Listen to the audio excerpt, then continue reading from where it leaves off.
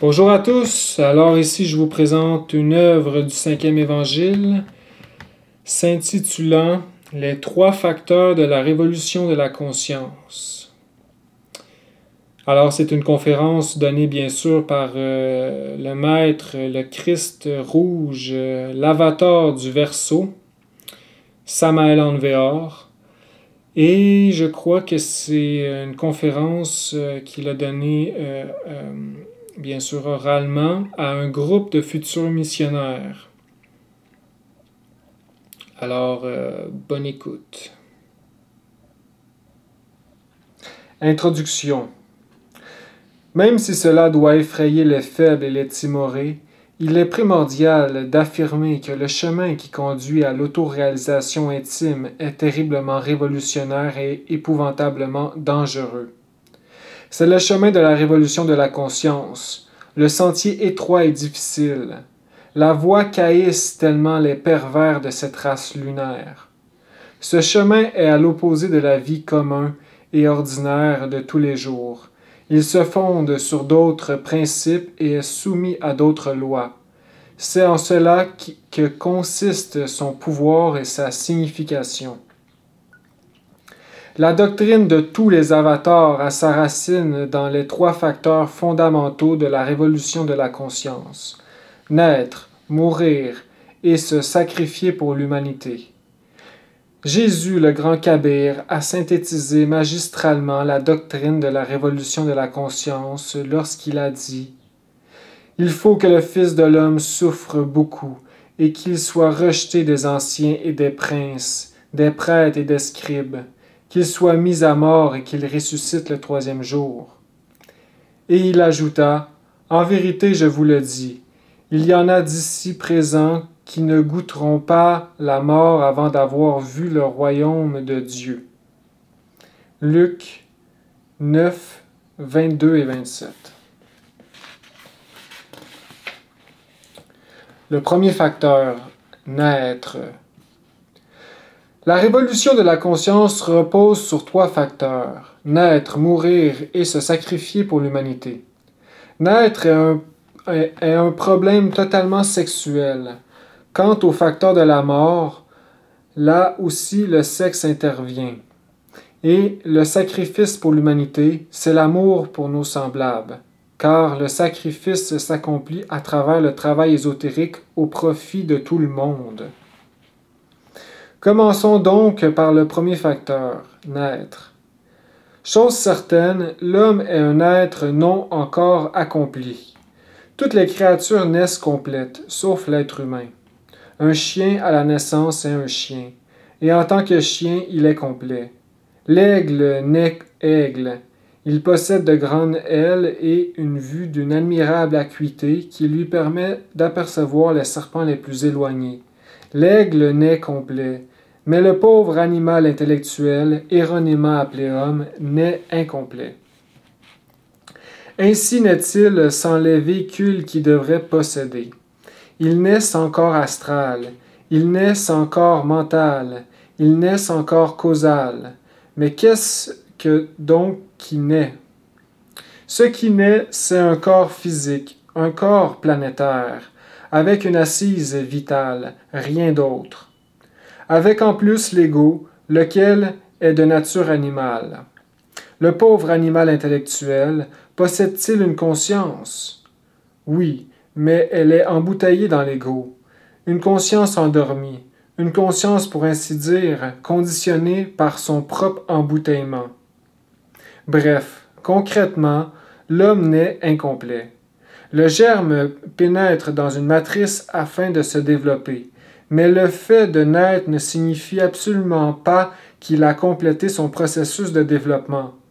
L'embryon qui est en gestation dans le ventre maternel, puis qui naît, qui vient au monde, est toujours un embryon, un être incomplet dans tous les sens.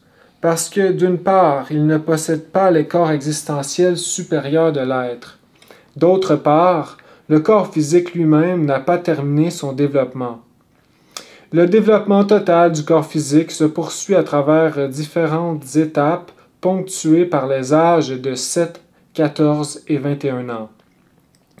C'est grâce à l'énergie créatrice que le corps physique a pu être conçu dans le ventre maternel, et c'est aussi grâce à l'énergie créatrice que le corps physique peut continuer son développement de 7 ans en 7 ans jusqu'à 21 ans. Ainsi donc, le corps physique, une fois né, doit poursuivre son développement jusqu'à l'âge de 21 ans. Malheureusement, nous voyons aujourd'hui des adolescents qui, sans avoir encore complété leur processus de développement, ont déjà commencé à fourniquer, ce qui est manifestement absurde, car cette énergie créatrice qu'ils gaspillent est nécessaire, indispensable au complet développement de leur corps physique.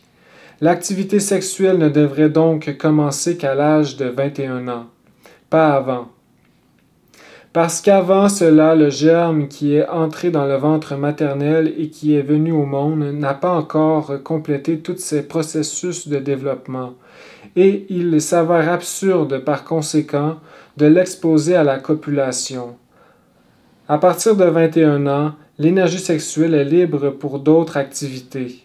Avant 21 ans, l'énergie sexuelle n'a qu'un seul objectif, compléter le développement du germe qui est venu au monde, c'est-à-dire compléter le développement du corps physique. À partir de 21 ans, l'énergie devient disponible pour autre chose. Toutes ces considérations nous mènent à réfléchir sérieusement à cette question, n'est-ce pas? Après l'âge de 21 ans, l'énergie créatrice pourrait servir à fabriquer les corps existentiels supérieurs de l'être et nous permettre d'atteindre ainsi la deuxième naissance. Hélas, les gens ne savent pas utiliser l'énergie créatrice, l'énergie qui a fécondé le ventre maternel, l'énergie qui a permis au fœtus de se développer dans ce ventre, de naître et de se développer en passant par les étapes de 7, 14 et 21 ans. Non, les gens ne savent pas utiliser adéquatement cette énergie. Lorsqu'elle devient libre, au lieu de l'utiliser pour leur réalisation et de compléter leur autocréation, car l'être humain, je le répète, n'est incomplet, ils l'éliminent de leur organisme. Les gens rejettent de leur organisme l'exioéhari, c'est-à-dire le sperme sacré, et c'est une chose extrêmement grave. En ce qui concerne cette question du premier facteur de la révolution de la conscience, la naissance, nous devons comprendre que l'humanité agit de façon totalement involutive. Ainsi, nous savons très bien que les adolescents non seulement dilapident leurs matériaux sexuels, l'énergie créatrice ou sperme sacré, par la copulation, mais ils contractent en outre des vices tel celui de la masturbation. Ce vice, malheureusement, est devenu de nos jours plus banal que de se laver les mains. Les jeunes gens, qu'ils soient du sexe masculin ou féminin, en acquérant ce vice débilitant, ruinent misérablement leur cerveau.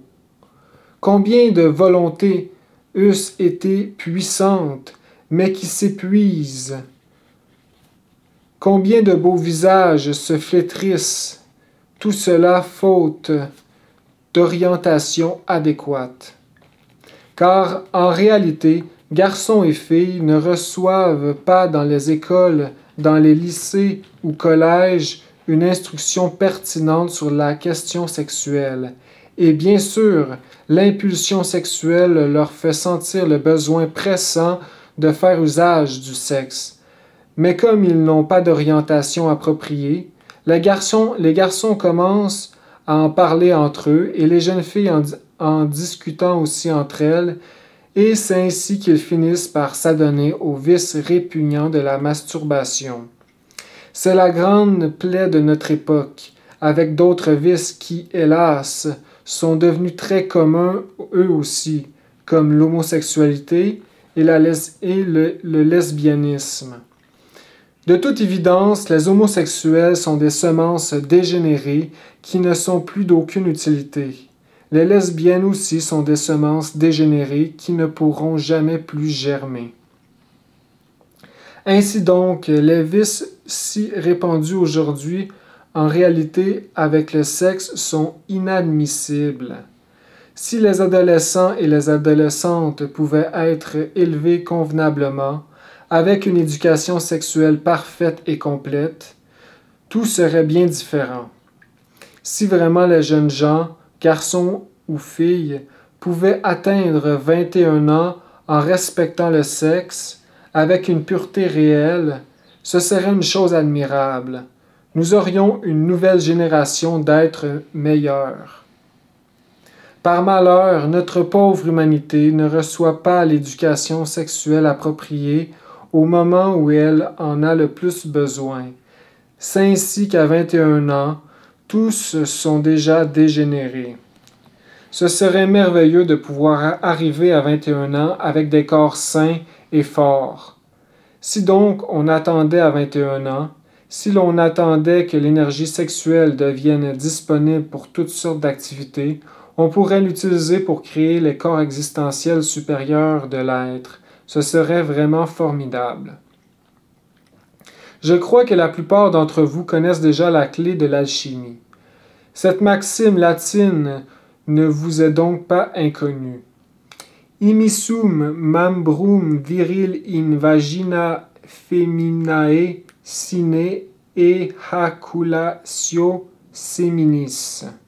En d'autres mots, connexion du lingam iuni sans jamais renverser la coupe d'Hermès Trismégis, le 3 fois grand, Dieu ébistote.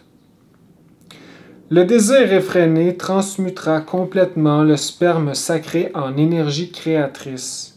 Comme vous le voyez, je vous livre ici la clé de façon claire et nette, mais dans un langage décent. Car lorsque l'on enseigne aux étudiants et que l'on parle des mystères du sexe, on doit le faire avec modestie et de façon vivante, mais jamais de manière vulgaire, parce que ce serait très grave et indigne de nous. Les gens se scandaliseraient et se feraient de nos enseignements une conception erronée. Il vous faut également savoir que l'énergie sexuelle, dont on parle tant actuellement en physiologie, en psychologie, en psychanalyse, etc., est précisément le mercure des alchimistes médiévaux. L'énergie créatrice transmutée est le fameux mercure des sages. Ce mercure se condense, se cristallise en une octave supérieure, à travers certaines étapes graduelles correspondant aux 7 notes de la gamme Do, Ré, Mi, Fa, Sol, La, Si, sous la forme merveilleuse et resplendissante du corps astral. Le corps astral n'est donc pas un élément indispensable à la vie de l'être humain. Les gens peuvent vivre sans corps astral. C'est le corps vital qui assure ou garantit complètement la vie du corps physique. Il n'est pas nécessaire de posséder un corps astral. Celui-ci est un luxe que bien peu de gens peuvent s'offrir, mais il vaut vraiment la peine de s'offrir ce luxe. On sait qu'on a un corps astral quand on peut s'en servir, quand on peut voyager avec lui, quand on peut se déplacer dans l'espace avec lui. Ce véhicule donc, si on l'a, confère l'immortalité dans le monde astral. On devient immortel dans cette région. Un peu plus haut, à une seconde octave, en franchissant de nouveau les 7 étapes, Do, Ré, Mi, Fa, Sol, La, Si, le mercure des sages se cristallise sous la forme du merveilleux et radieux corps mental. Lorsqu'on possède un corps mental, on reçoit l'illumination directe. Avec un corps mental, nous pouvons capter, recevoir tous les enseignements de l'univers. Un peu plus haut, nous avons le corps de la volonté consciente. Personne ne naît avec un corps de la volonté consciente, mais grâce à la transmutation de la libido sexuelle, le mercure des sages finit par se cristalliser à une octave plus élevée, selon les 7 notes Do, Ré, Mi, Fa, Sol, La, Si, sous la forme extraordinaire du corps causal ou corps de la volonté consciente. Une fois que l'on a ces véhicules physico-éthériques, astral, mental et causal, on peut alors recevoir les principes animiques et spirituels et l'on devient un homme. La première naissance, nous l'avons vu, fut celle de notre corps planétaire ou corps physique. La deuxième naissance, c'est la naissance du Fils de l'homme, la naissance de l'homme, oui, du vrai homme, dans le plein sens du terme. De sorte que le premier facteur de la révolution de la conscience, c'est la naissance. Il nous faut naître en tant qu'homme. Ce qui naît d'abord, c'est l'animal intellectuel. Dans la deuxième naissance naît l'homme, le Fils de l'homme véritable. On dit de l'homme véritable qu'il est l'homme causal. Pourquoi appelle-t-on l'homme véritable un homme causal? Simplement parce qu'il a créé son corps causal, qui est le dernier des corps nécessaires pour devenir un homme. Le centre de gravité de l'homme est établi dans le monde causal. C'est là qu'il vit, dans cette région. Le monde causal a une tonalité d'un bleu profond, intense, électrique. C'est là sa couleur fondamentale, sa couleur de base. C'est la couleur de l'éther ou akash, de l'akasha pur. Dans le monde des causes naturelles, nous découvrons que tout flux et reflux va et vient, monte et descend, croît et décroît. Nous connaissons tout l'enchaînement des causes et des effets. Toute cause a un effet, et tout effet devient à son tour la cause d'un autre effet, et ainsi de suite. Chaque parole que nous disons peut engendrer de multiples effets, toute une série d'effets. Me trouvant un jour dans le monde causal, j'écoutais parler un homme causal. Il donnait un cours. J'interrompis volontairement cet homme pour émettre une objection à l'une de ses paroles. Il garda le silence. Et il a bien fait, mais je vis ensuite se manifester un résultat de mes paroles, de mon objection. L'homme causal se retira, ce qui mit fin à cette réunion. Chaque personne sortit alors en disant quelque chose, en exprimant son idée, sa conception, et ces conceptions produisaient à leur tour d'autres résultats, et ces autres résultats en produisaient d'autres encore, etc. Bref, je découvris que l'interruption que j'avais faite avait engendré toute une série de conséquences. J'avais fait cela intentionnellement dans le but d'investiguer sur la loi de cause et effet. Et voilà le résultat qui s'était produit. Dans le monde des causes naturelles, nous apprenons à connaître ce qu'est la loi de cause et effet. C'est là, bien sûr, qu'agissent les seigneurs de la loi, avec leur poids et balance. Ils sont toujours actifs, notant dans les registres akashiques le dû et l'avoir de chacun de nous. Dans certaines réunions du monde des causes naturelles, cela peut surprendre quelque peu, nous pouvons apercevoir les différents adeptes incarnés réunis sur la place publique en tenue civile, vêtus donc de la même façon qu'ici dans le monde physique. Je ne veux pas dire qu'il en est toujours ainsi. Il va de soi qu'à l'intérieur des temples, les adeptes revêtent leur habit sacré. Mais dans certaines réunions ou assemblées, pour ainsi dire, tous les maîtres qui ont un corps dans le monde causal assistent en tenue civile correcte, décent, comme les hommes et les femmes qui participent à des réunions officielles dans le plan physique. Ils portent une cravate, ils ont des vêtements soignés, des montres, bracelets, etc.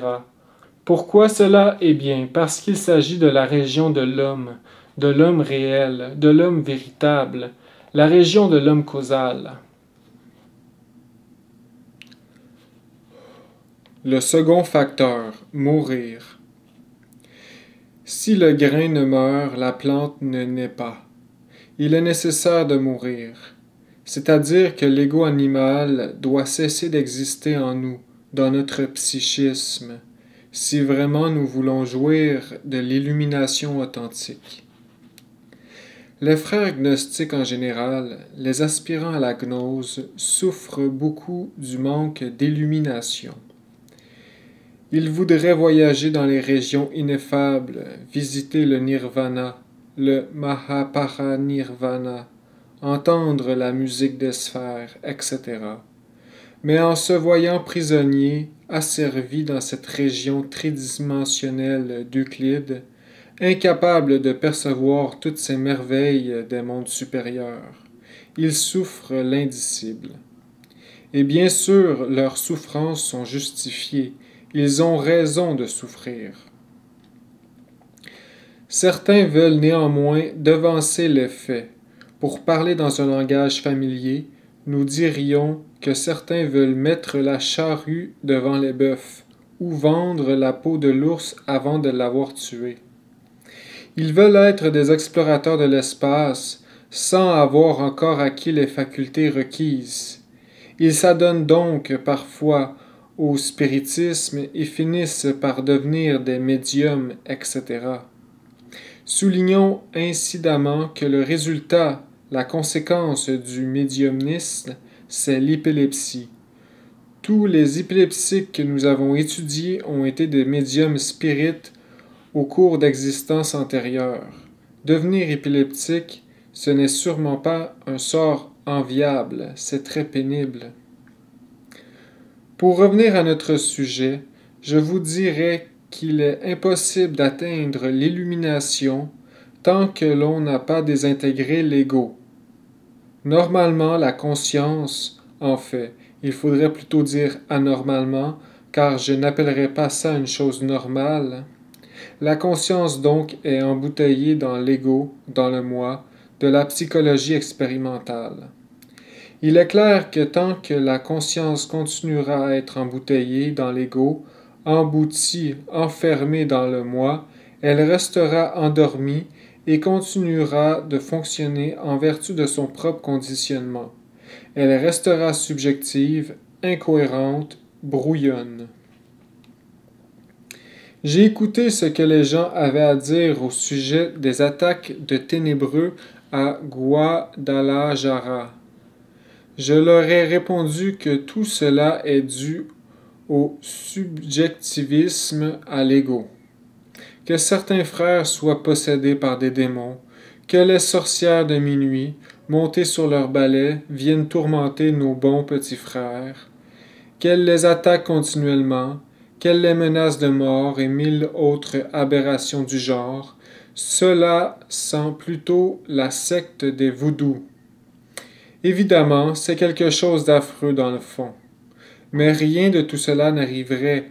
Aucune de ces choses absurdes, confuses, aberrantes, ces histoires de sorcières, de vampires et mille choses du genre, rien de cela donc ne se produirait si les aspirants n'avaient pas d'ego. Ce problème-là est causé par l'ego. Quand avez-vous entendu parler d'un Gautama Shakyamuni ait été attaqué par les sorcières du sabbat, qu'elle l'ait investi, qu'elle ait pris possession de lui, que Gautama, se levant soudain, frappe mortellement une autre personne en criant « Je te tue, je viens pour te tuer ». On n'a jamais vu de choses pareilles chez les initiés. C'est pourquoi je vous répète que toutes ces choses ne se produisent que chez les personnes qui ont l'ego. Lorsqu'il n'y a pas d'ego, rien de tout cela n'arrive. En détruisant l'ego, c'en est fini de tout cela. Car lorsqu'on détruit l'ego, lorsqu'on passe par l'annihilation bouddhique, la conscience s'émancipe, se libère. Elle devient alors auto-éveillée. Elle devient objective et les aberrations prennent fin. Alors survient l'illumination totale, claire, sans tache, sans chose trouble d'aucune sorte. Lorsque nous avons objectivé notre mental, lorsque notre conscience est devenue objective, la seule et unique chose qui règne en nous, c'est la clarté méridienne de l'esprit.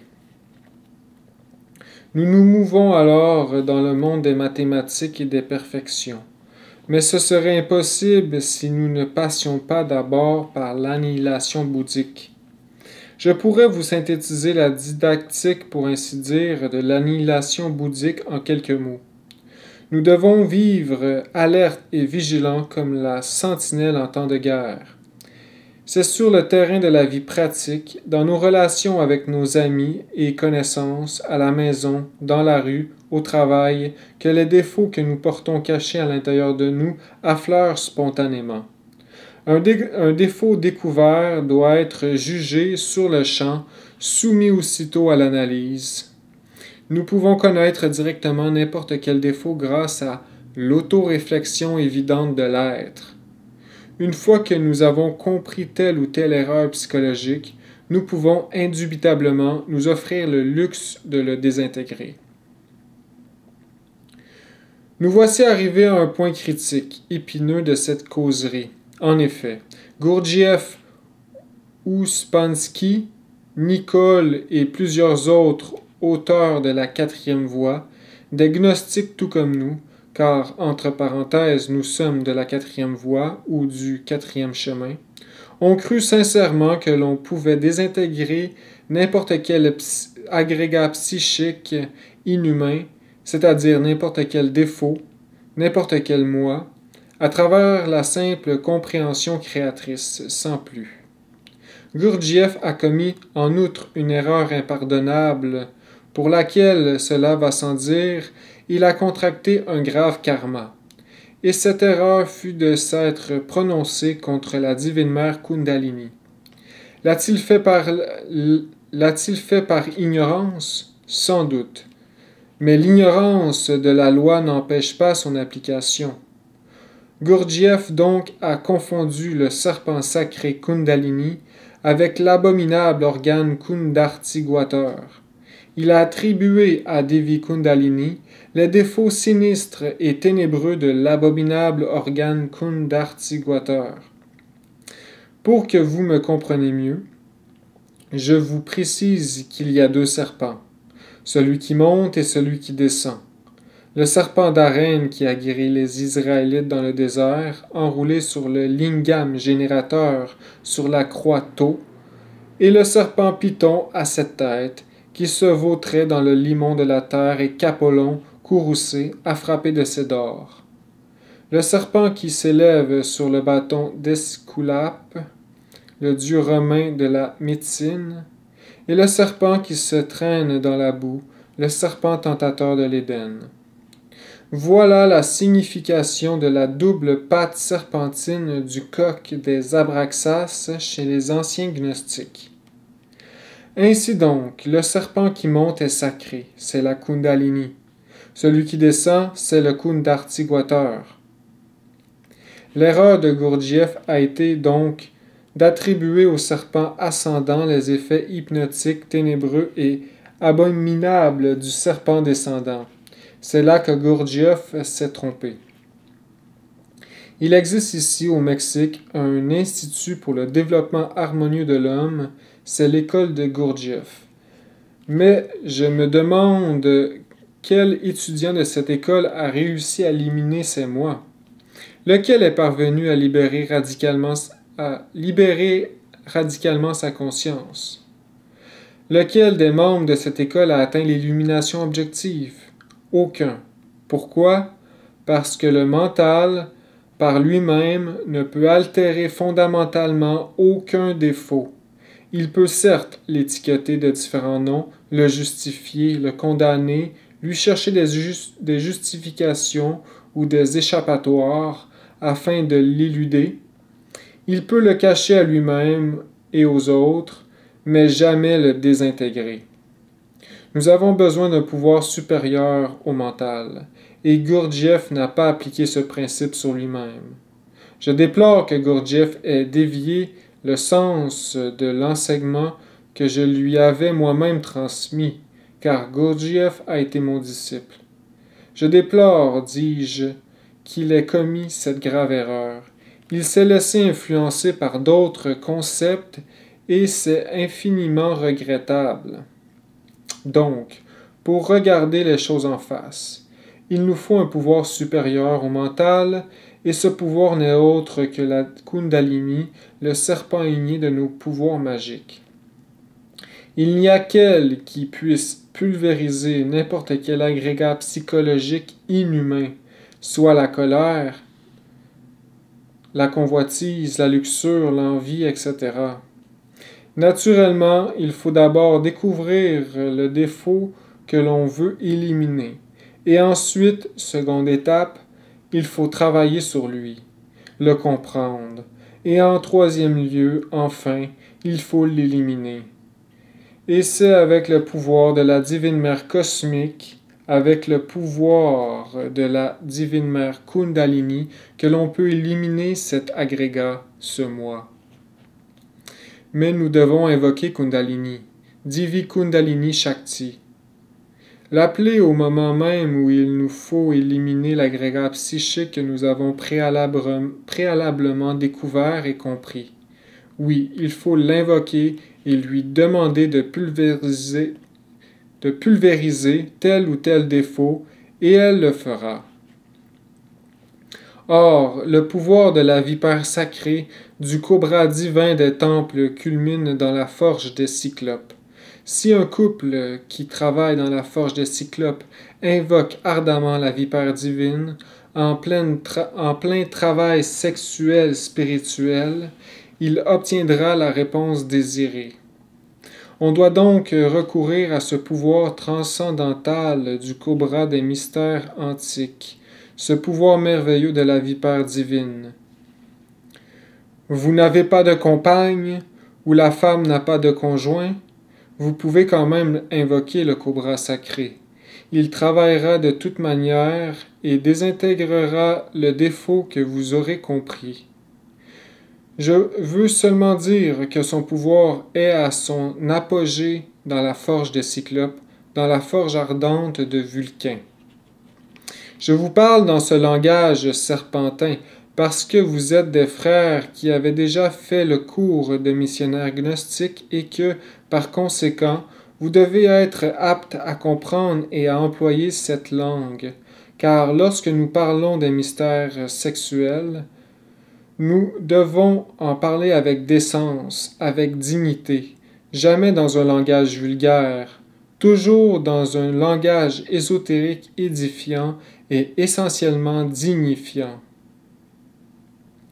Si vous réussissez à passer par l'annihilation bouddhique, si vous réussissez à mourir de façon radicale, vous vous éveillerez totalement ici et maintenant. Et alors vous deviendrez conscient de la vie dans les mondes supérieurs. Mais je le répète, il faut mourir pour s'éveiller ici et maintenant. Quand nous nous éveillons véritablement, le problème du dédoublement astral cesse d'exister. Nous devenons conscients, aussi bien dans le monde physique que dans les mondes supérieurs. Et que notre corps soit endormi ou qu'il soit éveillé, nous vivons toujours conscients. Alors disparaît de façon définitive, pour toujours, le problème du dédoublement astral, car lorsque notre corps s'endort, nous demeurons conscients, nous sommes conscients dans le monde astral. Nous y vivons consciemment, nous y agissons consciemment, et nous revenons à volonté à notre corps physique, au moment où nous le désirons.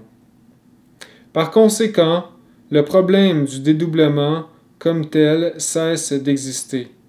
L'important, c'est de s'éveiller. Avec la mort, on tue la mort pour toute l'éternité.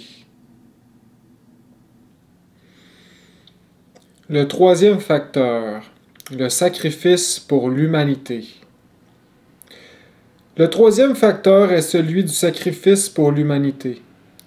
Nous devons aimer nos semblables, mais cet amour, il faut le démontrer par des faits concrets, par des actions claires et précises. Il ne suffit pas d'affirmer que nous aimons nos semblables, non. Il faut le prouver dans nos faits et gestes. Il nous faut être prêts à monter à l'autel du suprême sacrifice pour l'humanité. Il faut brandir la torche de la sagesse afin d'illuminer le chemin des autres. Nous devons être prêts à donner jusqu'à la dernière goutte de notre sang pour tous nos semblables, avec un amour véritable, désintéressé et pur. Donc, le troisième facteur de la révolution de la conscience est le sacrifice pour nos semblables. Naître, mourir et nous sacrifier pour l'humanité. Voilà les trois facteurs qui nous convertissent en véritable incarnation du Christ cosmique. Ces trois facteurs nous transforment en Dieu, même si nous avons toujours un corps d'être humain. Ces trois facteurs font de nous quelque chose de différent. Ils nous transforment en déité, en Dieu ineffable, en Elohim, en Daimon, etc. Si nous travaillons avec le premier facteur et le deuxième facteur, naître et mourir, mais n'aimons pas nos semblables, nous ne ferons rien pour apporter la lumière de la connaissance à d'autres personnes, d'autres peuples, d'autres langues. Nous tomberons dans un égoïsme spirituel très raffiné qui empêchera en fait tout avancement intérieur. Car si nous ne nous préoccupons que de nous-mêmes et de rien d'autre que nous-mêmes, en oubliant tous ces millions d'êtres qui peuplent le monde, nous nous enfermons manifestement dans notre propre égoïsme, de sorte que le moi de l'égoïsme nous empêchera de recevoir l'illumination. L'égoïsme peut se présenter sous des formes extrêmement raffinées, qu'il faut toutes éliminer. Tant que nous aurons de l'égoïsme en nous, il sera impossible d'atteindre l'illumination. L'égoïsme est formé de multiples moi, à l'intérieur desquels est emprisonnée notre conscience. Faut-il désintégrer cette multitude de moi égoïstes? Oui, il le faut absolument, car si nous ne le faisons pas, notre conscience restera embouteillée, ligotée, limitée, conditionnée, et toute possibilité d'illumination sera annulée. Nous devons comprendre que l'humanité tout entière est une grande famille. Malheureusement, nous sommes embouteillés dans de nombreux affaires qui font que nous ne considérons comme notre famille qu'un petit nombre de personnes qui nous entourent, ce qui est de l'égoïsme pur et simple, car tous les êtres humains, sans distinction de race, de croyance, de caste ou de couleur, forment une seule et même famille, et cette famille s'appelle l'humanité.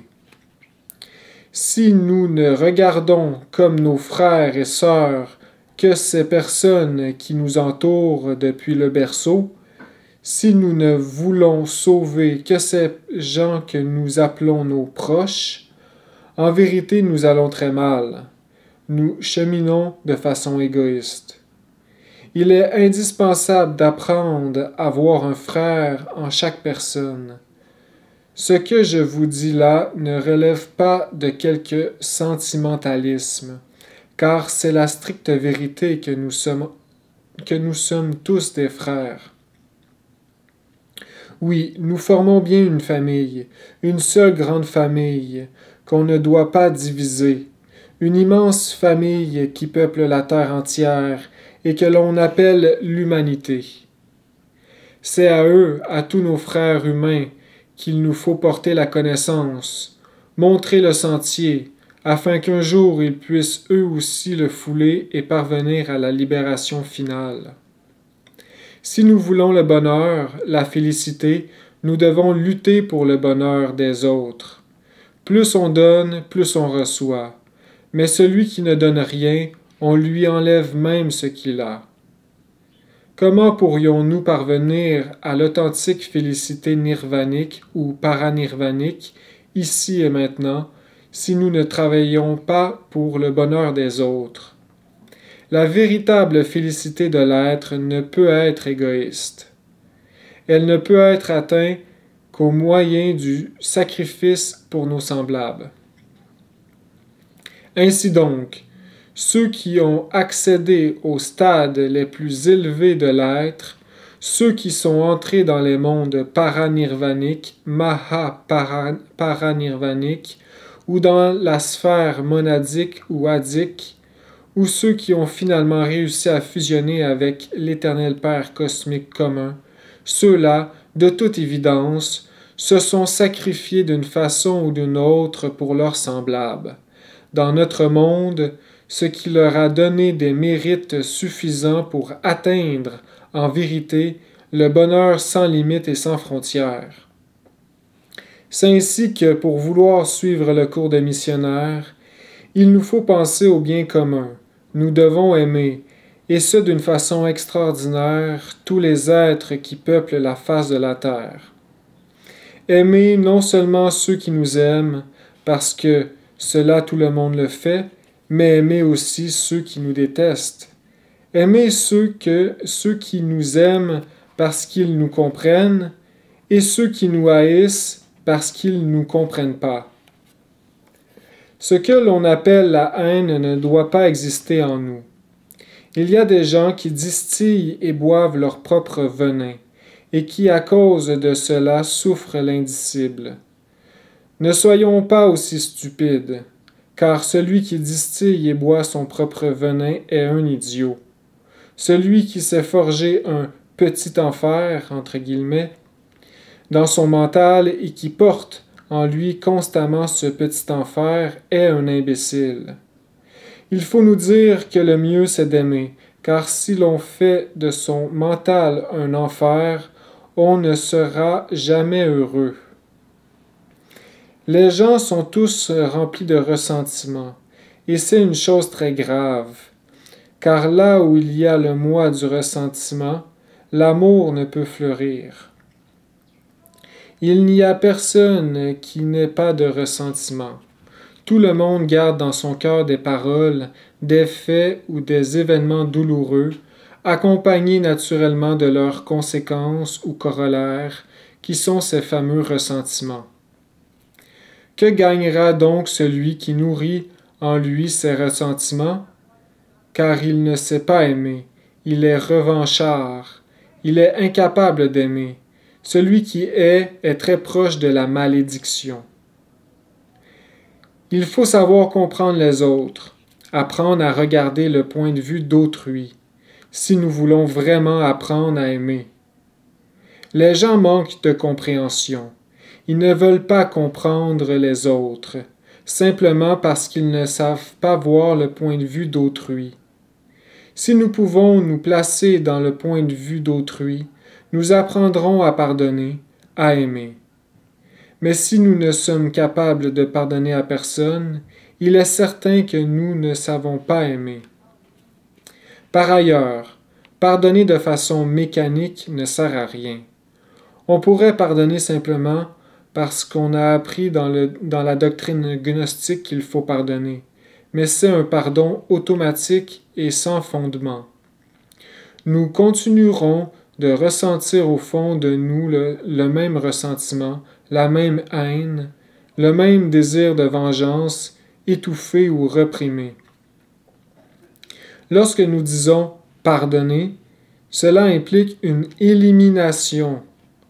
On ne peut pardonner si l'on n'élimine pas le moi du ressentiment, si l'on ne supprime pas le moi de la rancœur, si l'on ne réduit pas en poussière cosmique le moi de la vengeance, le moi qui veut dire ce qu'il a sur le cœur, demander des comptes, etc.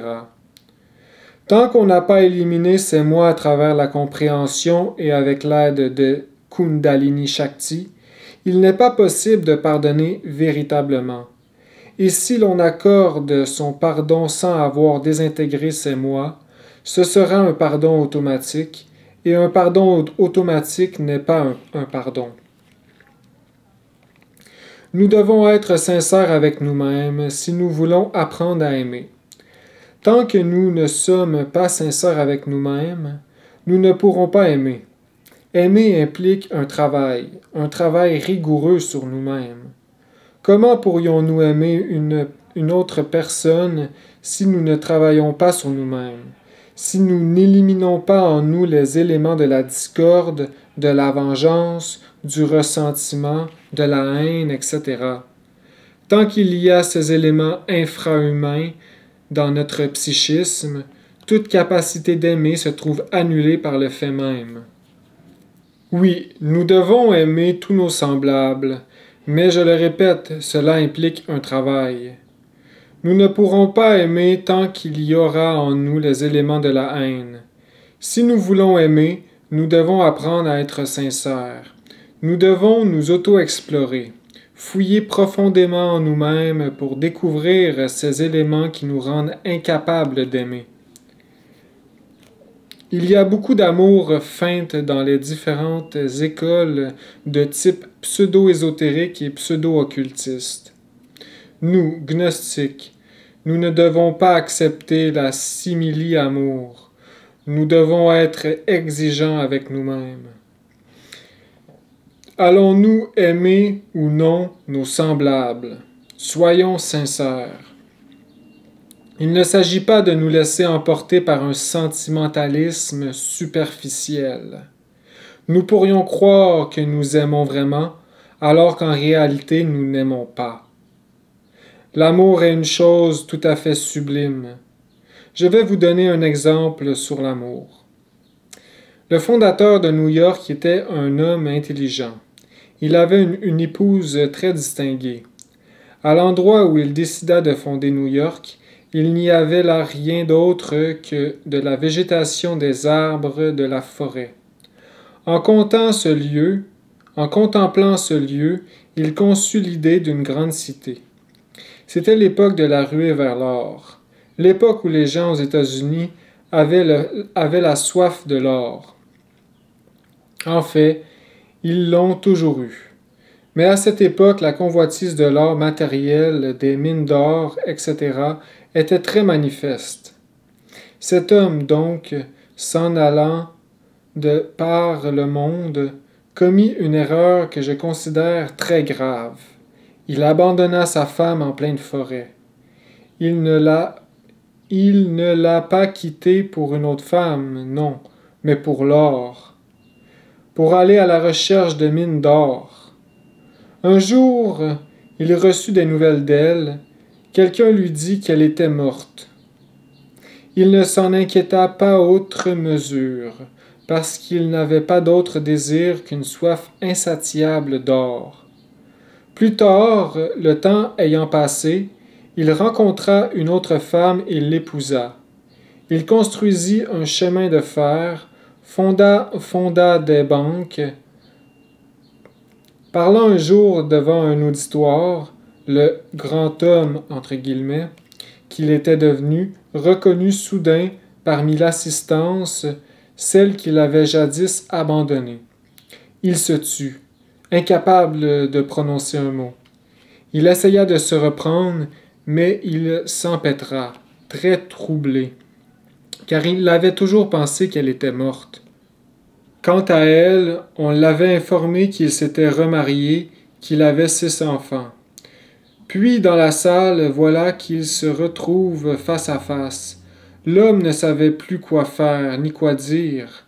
La femme parla. « Ne t'inquiète pas, je sais que tu t'es remarié. » Mais lui était perplexe parce que, bien sûr, il se rappelait son premier amour, et il l'aimait toujours, sauf que la soif de l'or l'avait poussé à l'abandonner. Il ne savait vraiment plus que faire. Elle lui dit encore « Tu peux partir, suis ton chemin. » Elle aussi l'adorait. Il tenta de s'éloigner, mais n'en fut pas capable. Il sentait qu'il lui était difficile de se séparer d'elle. Mais elle lui redonna courage. « Ne regarde pas en arrière, lui dit-elle. Marche en avant, ne t'arrête pas pour moi. Tu dois triompher. Je t'aime beaucoup et je désire ton triomphe. » Il s'en fut, en marchant comme un somnambule. Puis elle partit elle-même de son côté. Elle l'aimait énormément. Il aurait pu laisser l'autre femme sur le champ et s'en aller avec elle, mais elle a préféré son bonheur. C'est ça l'amour. Lequel d'entre vous se sent capable d'accomplir une telle chose, capable de renoncer à l'être qu'il aime le plus au monde pour le bonheur même de cet être? C'est que l'amour ne veut pas de récompense. Il donne, il est un don en lui-même et il renonce aux fruits.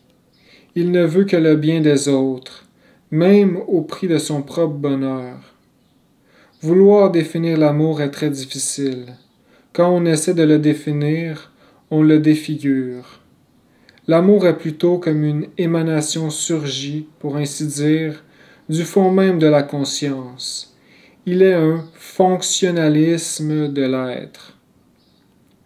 Il faut absolument comprendre, donc, la nécessité d'aimer nos semblables, car grâce à l'amour, nous pouvons nous transformer, et par notre amour, nous pouvons répandre bénédictions et bienfaits sur la terre, apporter l'enseignement à tous les peuples, mettre les autres sur le chemin avec une extrême patience, apprendre à pardonner les défauts d'autrui. En apportant l'enseignement aux autres, nous rencontrerons incontestablement beaucoup de résistance. Sans doute nous lancera-t-on bien souvent des pierres. Mais il faut savoir aimer et pardonner à tous, et cesser de réagir à tout propos. Les gens vivent en réagissant constamment aux impacts qui proviennent du monde extérieur. Nous avons toujours tendance à réagir. J'ai observé par exemple ce qui se passe aux tables de direction des centres gnostiques. En pleine réunion, quelqu'un dit une chose à propos d'une autre personne et la réaction immédiate de la personne concernée ne se fait jamais attendre. Elle réagit parfois avec colère, d'autres fois avec impatience, mais elle réagit toujours d'une façon ou d'une autre. J'ai très rarement vu autour d'une table de direction une personne demeurer impassible, sans réagir aux propos que les autres tenaient sur elle. Il y a chez tout le monde cette tendance à réagir contre tout le monde. Comme les gens sont drôles, il s'agit d'appuyer sur un bouton et voilà qu'il tonne et lance des éclairs.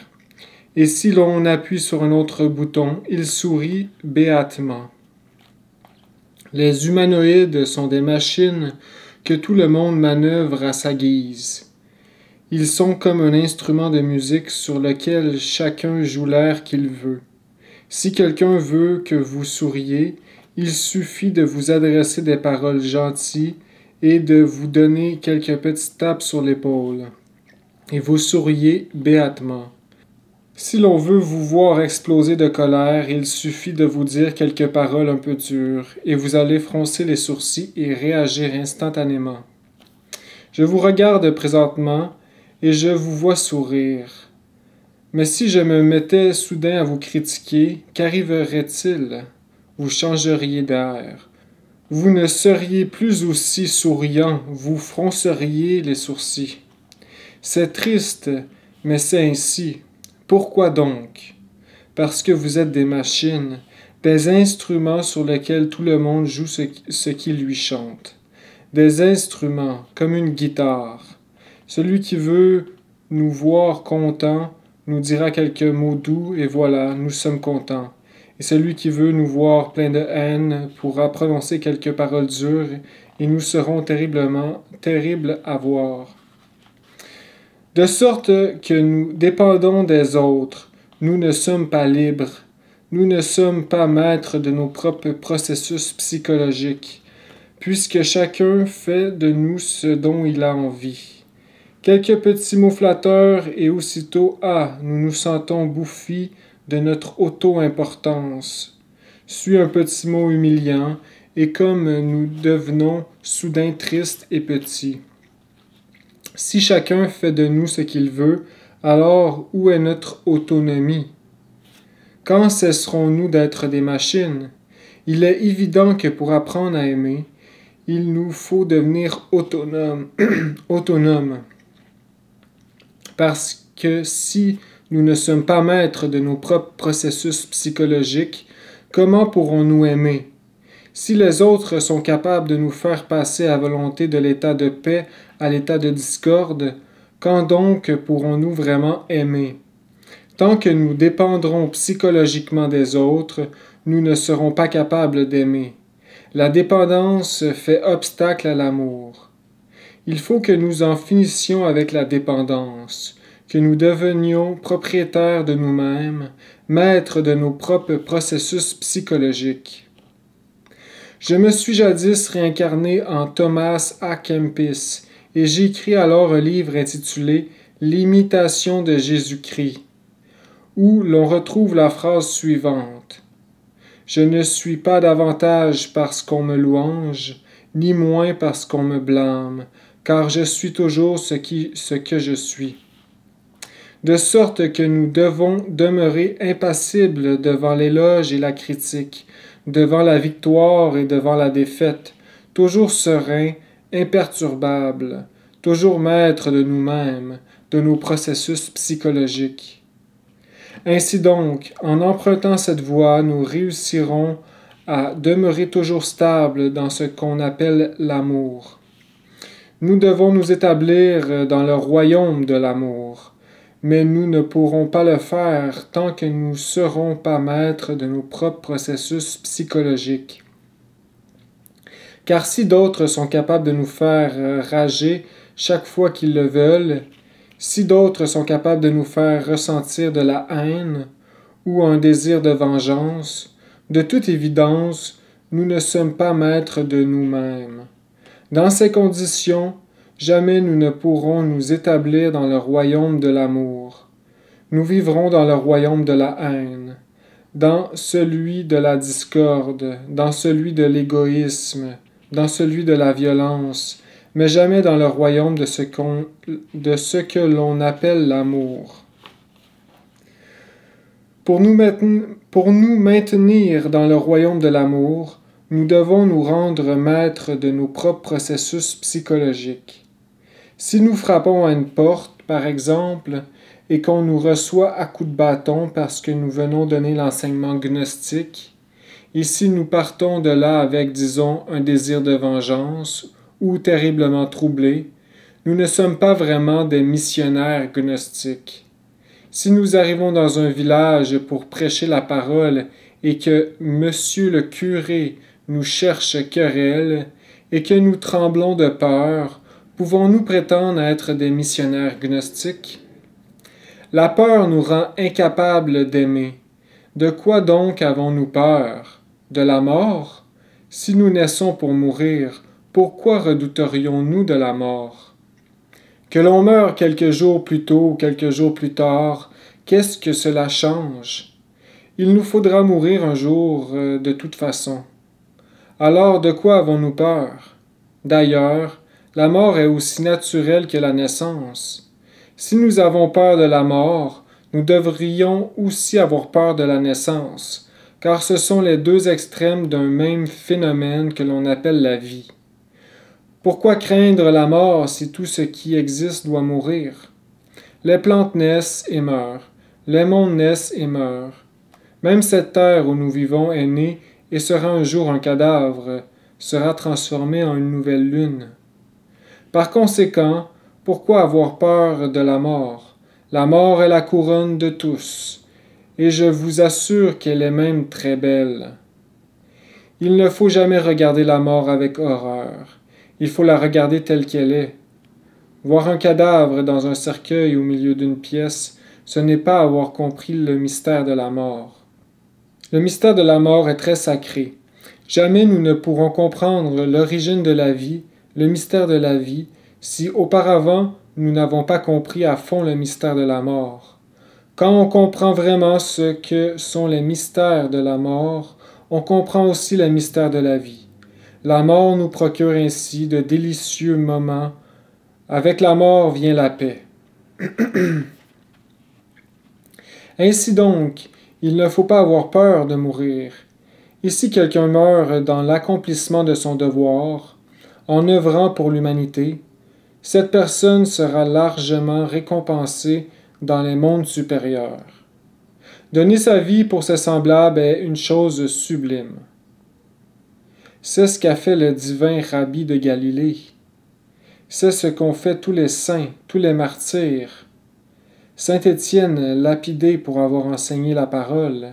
Pierre, crucifié la tête en bas et les jambes vers le haut pour nous indiquer symboliquement le travail dans la forge des cyclopes. Ce sont de véritables martyrs, et ceux-là se distingueront plus tard dans le Mahamanvantara en tant que Dieu. Dès lors, avoir peur est absurde. Le pire qui puisse nous arriver, c'est qu'on nous amène devant le peloton d'exécution. Et puis après, mourir quelques jours avant ou quelques jours après, c'est une chose qui n'a pas la moindre importance. Il vaut la peine que nous réfléchissions à toutes ces choses. C'est à cause de la peur que les hommes s'arment pour en tuer d'autres. C'est à cause de la peur qu'il y a des guerres entre les nations, car chaque nation craint que l'autre l'envahisse, s'arme et alors vient le désastre. C'est à cause de la peur qu'il y a des voleurs, car ceux-ci redoutent la pauvreté. C'est à cause de la peur qu'il existe des prostituées, lesquelles craignent d'avoir faim. À cause de la peur, encore, qu'un homme en tue un autre. Bref, la peur est la racine d'une foule de malédictions sur la terre. Il faut en finir avec le moi de la peur. Au seuil du temple, nous devons laisser tomber la peur. Celui qui a peur ne pourra jamais affronter l'épreuve du gardien de l'immense région. Comment pourrait-il l'affronter s'il a peur? Celui qui a peur, en se voyant hors de son corps physique, se mettra à glapir effrayé. Il me semble que j'ai oublié quelque chose, j'ai abandonné ma maman, mon papa, mon petit frère, mon grand-père, ma femme. Et maintenant, qu'est-ce que je vais faire? Soyez assurés que nous sommes seuls, tous et chacun d'entre nous, et que l'unique famille que nous ayons se nomme l'humanité. Quand nous serons morts, nous devrons bien nous rendre à l'évidence que nous sommes seuls. Les attentions de papa et maman, l'affection de nos frères et sœurs, de nos amis, tout cela reste derrière. Nous découvrons que nous ne sommes rien que des créatures de la nature parmi d'autres. C'est tout, sans nom ni prénom, terriblement seuls. Papa, maman, les frères et sœurs, ils ne sont que l'illusion d'un jour. Nous n'avons rien de tout cela, nous sommes affreusement seuls. Et nous finissons par découvrir que tout ce que nous devons chercher se trouve à l'intérieur. C'est notre Père qui est en secret et notre Mère éternelle et toujours divine, Devi Kundalini. Et le Christ est notre Seigneur. Quant à notre famille, elle est formée de tous les milliards d'êtres humains. Et je ne parle pas seulement de ceux de la Terre, mais de ceux qui peuplent tous les mondes de l'espace. Ce que je suis en train de vous dire peut sembler atterrant, mais c'est la réalité. Atterrant parce que vous aimez beaucoup vos proches, entre guillemets, n'est-ce pas? Si je n'avais pas de famille, vous diriez sans doute « Bon, comme vous n'avez pas de famille, je comprends que cela vous importe peu. » Non, j'ai moi aussi une famille, et je me rends compte que tout cela est vain. Je ne veux pas dire que je n'aime pas mes proches. Oui, je les aime, comme vous aimez les vôtres, mais j'ai expérimenté de façon directe la réalité de ma propre famille, et je suis arrivé à la conviction que ma famille, c'est toute l'humanité. Je n'ai pas de ressentiment contre la famille. N'allez pas croire que mes propos soient dictés par la rancœur, pas du tout. Quand je dis que j'ai expérimenté la réalité de ce qu'est la famille, je veux me référer, de façon transcendantale, à l'enseignement. Car, hors de mon corps physique, on m'a enseigné les mystères de la vie et de la mort. Un jour, on m'a fait vivre ma propre mort par anticipation. On m'a fait sortir de mon corps physique, et une fois en dehors de ma forme corporelle, on m'a fait avancer dans le temps jusqu'à ce que je me voie mort. Qu'ai-je vu? Un cercueil. Et dans le cercueil, un cadavre, le mien. Qui étaient ces personnes devant le cercueil, dans la pièce pleine de fleurs et de couronnes pour les défunts? Les membres de ma famille. Parmi eux se trouvait ma mère. Je m'approchai d'elle, lui baisai la main et lui dis « Merci pour le corps que tu m'as donné. Ce corps m'a beaucoup servi. Il a été merveilleux. Merci. » Je m'approchai des autres membres de ma famille et pris congé d'eux. Je quittai cette maison et je m'immergeai dans le sein de la nature, convaincu que j'étais désincarné. Là, dans la nature, il y avait des vallées profondes, des lacs, des montagnes, des océans, des nuages, le soleil. Et mes proches que je venais de quitter, ils étaient restés dans le passé. Je n'avais plus de famille maintenant. Mes noms et prénoms, ma lignée, mon peuple, ma langue, qu'en restait-il? C'étaient des choses du passé. J'étais maintenant plongé dans une nature sauvage, absolument sauvage. Et ma chère famille, qu'en était-il? Je ne pus que m'exclamer « Je n'ai plus de famille. » Et les êtres qui m'ont entouré, c'était dans le passé. Maintenant je suis seul, affreusement seul. Je ne suis qu'une créature de la nature, d'une nature totalement sauvage. Il n'y a que des vallées, des montagnes, une terre mouillée par la pluie. Et ma maison, quelle maison?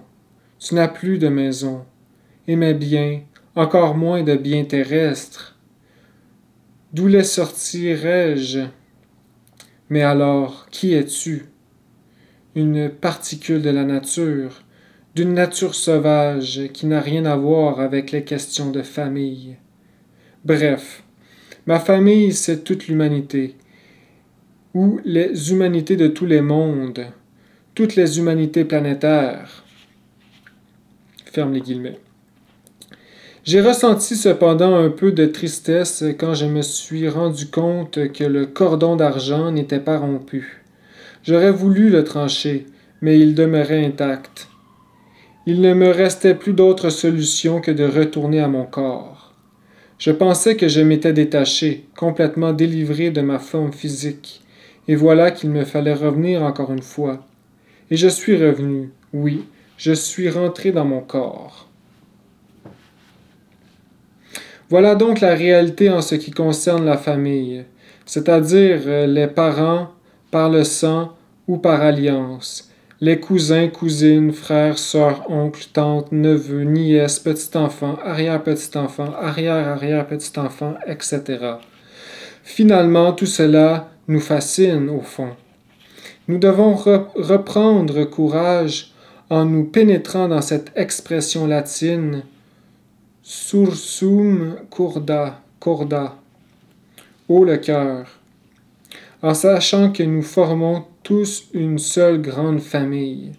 Nous devons voir en chaque personne un frère ou une sœur, sentir chacun de nos frères comme la chair de notre chair, comme le sang de notre sang. Cesser de voir les autres comme des étrangers, comme des gens différents, car c'est absurde. Nous formons tous une énorme, une immense famille qui s'appelle l'humanité. Nous devons nous sacrifier pour cette immense famille avec un véritable amour. Si nous faisons cela, nous travaillerons pleinement dans le troisième facteur de la révolution de la conscience. Lorsqu'une personne travaille pour les autres, elle en est récompensée. Même si nous renonçons aux fruits de nos actes, nous sommes toujours récompensés. En travaillant pour les autres, nous pourrons annuler les vieux karmas que nous avons contractés dans nos existences antérieures. J'ai connu beaucoup de personnes qui souffrent à cause de divers problèmes économiques par exemple. Ceux qui éprouvent des difficultés économiques ont indéniablement causé des préjudices économiques à plusieurs personnes dans le passé. Et aujourd'hui, ils récoltent ce qu'ils ont semé. Ils mangent leur propre pain, comme on dit. Cependant, ils se plaignent, ils protestent et blasphèment. Ils voudraient améliorer leur situation économique, mais ils ne pensent pas à remédier au mal qu'ils ont fait. Ils ne font partie d'aucune coopérative, Ils ne sont pas capables de partager leur pain pour en donner la moitié à l'affamé. Ils ne sont pas capables de se priver d'une chemise pour vêtir une personne dans le besoin. Ils ne sont pas capables de donner du réconfort à qui que ce soit, mais ils veulent améliorer leur sort économique. Bien sûr, ils sollicitent des services, ils réclament que nous les secourions, que nous les aidions à changer leur situation, mais eux ne se soucient guère de rendre service à qui que ce soit. Ce sont des parasites sous le soleil. Ainsi donc, comment pourrions-nous améliorer notre situation économique? Toute cause engendre son effet. Le karma est l'effet d'une cause antérieure. Si nous voulons annuler l'effet, il faut commencer par annuler la cause qui l'a produit. Et la cause peut être annulée en agissant avec intelligence, car il faut savoir comment l'annuler. Vous allez rencontrer tout cela sur le chemin. Des gens qui veulent que vous les guérissiez, mais qui ne se préoccupent jamais de soigner personne.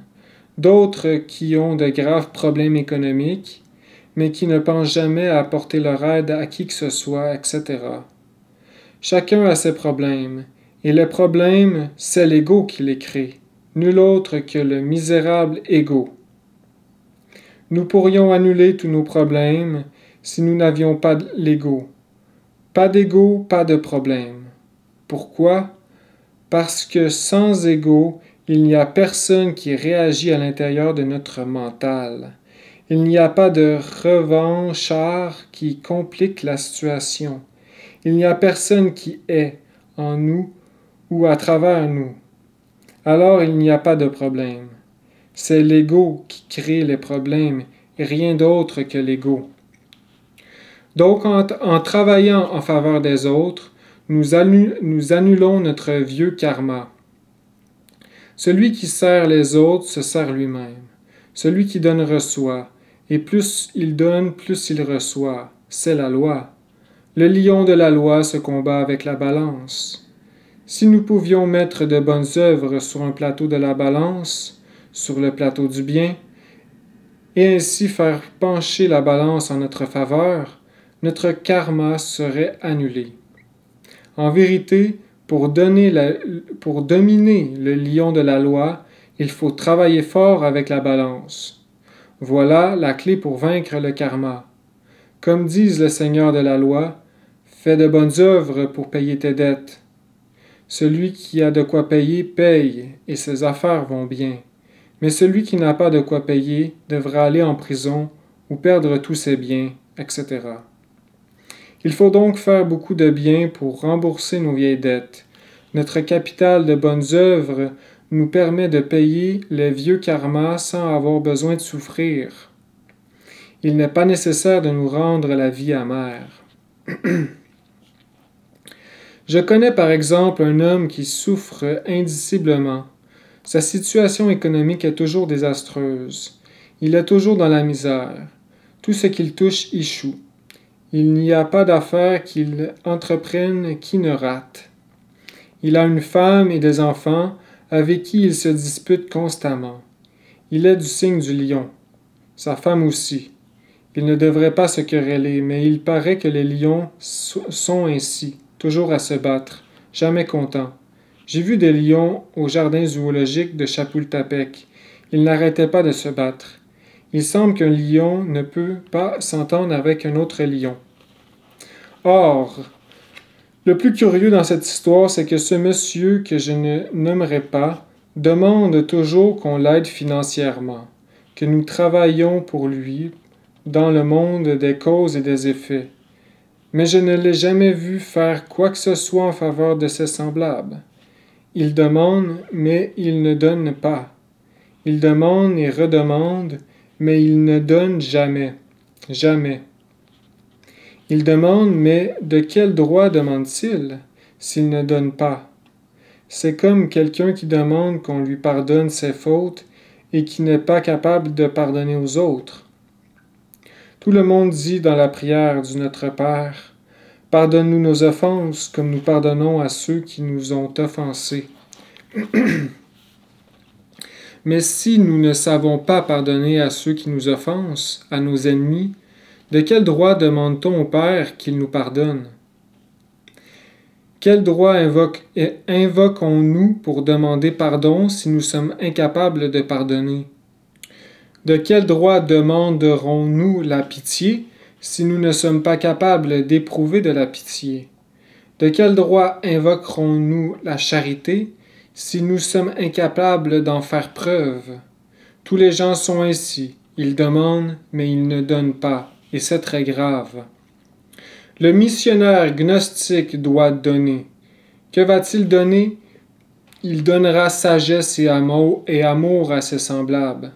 Voilà ce qu'il va donner. Il va aider les autres, les secourir avec amour. Nous pouvons également aider nos semblables au moyen des chaînes magiques. Les chaînes sont merveilleuses, que ce soit pour irradier de l'amour ou pour guérir les malades. Nous pouvons, avec les chaînes, invoquer les maîtres de la science médicale pour qu'ils viennent au secours des malades. Ainsi, nous pouvons invoquer le maître Raphaël, qui est un grand médecin, un grand guérisseur universel qui, par exemple, a guéri le patriarche Job, a guéri Tobie. Nous pouvons aussi invoquer avec les chaînes des médecins comme Hippocrate, Galien, Philippe, Théophraste, Bombast von Hohenheim, dit Paracelse, etc. Avec les chaînes, nous pouvons encore invoquer les puissances de la lumière afin qu'elles nous assistent à un moment précis, et conjurer les puissances des ténèbres pour qu'elles nous laissent en paix, etc. Les chaînes magiques sont formidables. Avec la main gauche, on reçoit, avec la main droite, on donne. Les chaînes forment des circuits de force magnétique extraordinaires. Nous pouvons, avec les chaînes, accomplir de grandes œuvres. Le mouvement gnostique international progresse victorieusement sur tous les champs de bataille. Il est établi dans tout l'hémisphère occidental, Amérique et Europe, et rassemble quelques 5 millions de personnes. Une fois que nous aurons complété notre travail en Europe, nous nous établirons au Japon afin de poursuivre notre œuvre dans tout le continent asiatique. Nous sommes en train de livrer à l'humanité l'évangile de la nouvelle ère du Verseau. Il y aura bientôt un grand cataclysme avec l'arrivée d'Hercolubus. Il s'agit d'une planète géante, 6 fois plus grosse que Jupiter et des milliers de fois plus grosse que la Terre. Elle appartient au système solaire de Tylos, un système voisin de notre système solaire d'Ors.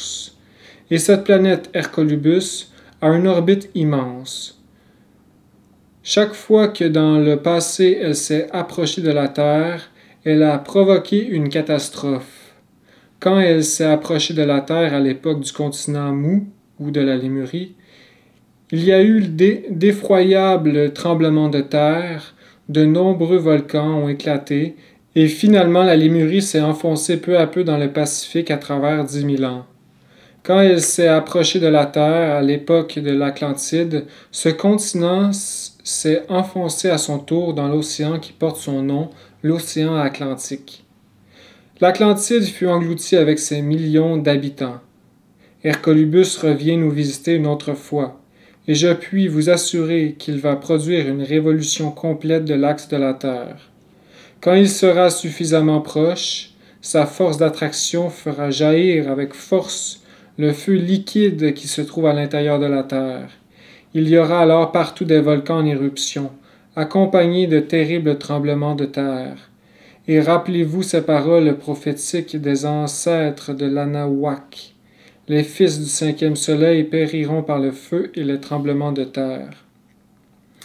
Il y a eu récemment un grand tremblement de terre en Europe qui a provoqué la mort de plus de 7000 personnes. Quant à la ville de Mexico, un autre grand tremblement de terre la guette, qui détruira cette fois toute la ville. Ce tremblement de terre affectera aussi tout le nord du Mexique. Les Mexicains doivent s'attendre à ce tremblement de terre. Ainsi donc, il surviendra de terribles événements dans le futur. Quand Hercolubus viendra, le feu jaillira partout, des volcans apparaîtront, et les tremblements de terre finiront de raser tout ce qui existe actuellement. Ce sera le jour du grand incendie universel prophétisé par Pierre dans sa deuxième épître, 3:10. Les éléments embrasés seront déchaînés, et la terre avec toutes les œuvres qu'elle renferme sera consumée. Ferme les guillemets. Enfin, la dernière chose que fera Hercolubus, au maximum de son rapprochement, sera de produire la révolution brutale de l'axe de la Terre. Les océans changeront de lit, les mers se déplaceront, les terres actuelles sombreront au fond des eaux, il ne restera rien, absolument rien de cette perverse civilisation de vipères, tout sera détruit. Il y aura bien sûr un petit groupe qui sera sauvé des eaux. Nous travaillons présentement à organiser ce petit groupe, et les missionnaires gnostiques ont le devoir de continuer à travailler. Ce groupe formera l'armée du salut mondial, et ce groupe sera choisi en temps et lieu, lorsque l'heure sera venue. Avant le cataclysme final, les frères du Tibet, dont fait partie mon insignifiante personne, travailleront tous ensemble pour sortir de cette horrible race de vipères, ceux qui auront travaillé sur eux-mêmes, ceux qui auront donc atteint le niveau approprié de dignité. Nous les amènerons dans un lieu secret situé dans le Pacifique, un lieu où il ne leur arrivera rien. En cela, nous sommes d'accord, les frères de quelques groupes secrets des Himalayas et moi. Et ceux qui seront conduits sur cette île deviendront le noyau de l'humanité future. En ces jours qui suivront le grand cataclysme, la terre sera enveloppée de feu et de vapeur d'eau. Il est quelques individus qui formeront ce noyau, vivront donc au milieu de la brume. Ils pourront être considérés comme les fils de la brume, comme les Nibelungen des temps antiques. J'ouvre une parenthèse, ici Nibelungen, c'est le folklore germanique, dont Wagner qui a fait une pièce. Ferme la parenthèse. Quand resplendira un double arc-en-ciel dans l'azur, il y aura des terres nouvelles émergées du fond des mers. Et sur cette nouvelle terre vivra une nouvelle humanité, une humanité innocente et pure, une humanité parfaite. Alors viendra l'âge d'or, annoncé par Virgile, le poète de Mantoue, lorsqu'il a écrit « Voici l'âge d'or » et il commande une nouvelle progéniture. J'ouvre une parenthèse encore ici, juste pour vous dire que le maître Oscar a dit qu'en fait, les gens qui vont être apportés sur l'île vont être ensuite apportés encore sur d'autres planètes parce que en fait, toute la planète Terre va être détruite. Et donc, voilà. Ferme la parenthèse. Nous travaillons en ce moment à créer l'armée du salut mondial. C'est là notre tâche, et c'est la tâche de tous les missionnaires gnostiques. Nous ouvrirons partout des lumicios, centres d'études gnostiques, afin de créer cette armée du salut mondial. Les temps de la fin sont commencés. Nous nous trouvons déjà dans ces temps de la fin. Hercolubus est à portée de vue de tous les observatoires astronomiques du monde, comme l'atteste une carte du ciel que nous avons à l'Association gnostique de Mexico. Qui a dressé cette carte? Des astronomes, car c'est un fait officiel, connu de tous les observatoires du globe. Alors pourquoi, messieurs, les astronomes, n'ont-ils pas publié ces faits? À cause de la censure.